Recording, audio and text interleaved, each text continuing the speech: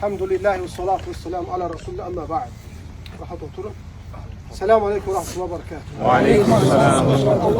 Allah Azze ve Celle cümlenize bereket versin. Bakın tövsiye eləmək istediğim meselelerden biri nedir? Bizi çok yerlerde insanlar başa düşe bilmirlər. Tarih boyudur 20 illərdir ki bazı şeyleri davamlı şekilde en dürüst ve en sağlam cemaatlara sıramağa çalışırlar.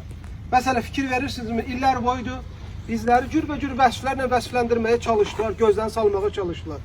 Gəh dedilər bunlar vahabistlərdir, gəh dedilər bunlar teröristlərdir, gəh dedilər bunlar baş kəsənlərdir, gəh dedilər bunlar nə bilim ixvanlardır, gəh dedilər bunlar xavariclərdir, gəh dedilər bunlar hizbilərdir, gəh dedilər murciyələrdir. Kim ne istəyir desin, götürün bütün batil sözü ayağınızın altına alın, üstündən basın geçsin. Lorucu bir misal diyeceğim, it hürər, karvan keçər qardaşlar. Biz elhamdülillah ne vahabist deyilik, ne terörist deyilik, ne xavaric deyilik, ne ixvan deyilik, ne hizbi deyilik, ne murciye deyilik. Biz əhl-i sünnə vel cemaat. Bizim önderimiz mütləq şekilde Muhammed sallallahu aleyhi ve sellem'dir. Ve onun sahabelerinin yoluyla gedirik.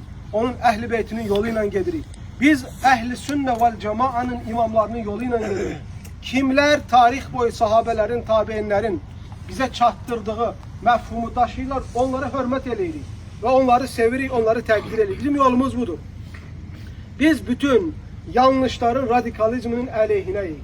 Harda varıq, harda yoxuq. Ancaq əmin-amallığın, sülhün ve doğru inancın yayılmasının tərəfindəyik. Ona göre sizi bu boş boğazların, bu begemot ağızların sözü əsla qəzəbləndirməsin. Və yaxud da yolunuzdan azdırmasın. Və yaxud da bir-birinizə qarşı kin güdmənizə vəsilə olmasın. Çünkü son zamanlarda bayağı bu şey ucuzlaşıb.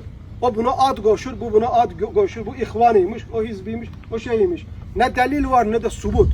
Bu boş boğazlar, bu begemot ağızlar, bu İslam için bir emeği, bir zəhməti, bir şeyi olmuyor.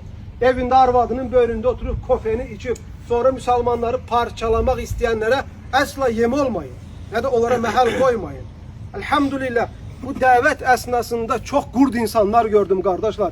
Bakın sizleri, bu kardeşleri parçalamak isteyen, yoldan çıkartmak isteyen ve birçokları başa düşmür ki belə ölkəlerde, belə coğrafyalarda insanların sabit kalmasına vesile olmaq, insanları təhsili məşğul olmaq, təlimi ilə məşğul olmaq, cemaatı qorumağa çalışmaq, qardaşlığı qorumağa çalışmaq ne kadar çətindir. Bəziləri evlerinde oturarken, arvadlarının yanında oturarken, kofe içerken, orada burada gezerken belə ölkəlerde kimlerin ne əziyyət çəkdiyini görə bilmirlər. Ama neyse xatırına bazen kıskançlık, bazen kin, bazen həsəd, bazen paxıllıq, bazen de kimlerin ise zakazıyla devamlı belə ürək bulandırası sözler yaymağa çalışırlar. Elhamdülillah. Allah Teala həmd olsun, sənalar olsun ki Gürcistan'da belə gözəl qardaşlar hidayət elədi. Bu qardaşlığı bize yaşadır ve bu uzun illərdir qardaşlar. Ona göre bu qardaşlığı koruyun. Gettiğiniz yolun qədrini, dəyərini bilin. Həmçinin yaşadığımız bu ülkedeki bu emin amanlığı görün kardeşler. Bu emin amanlığı görün.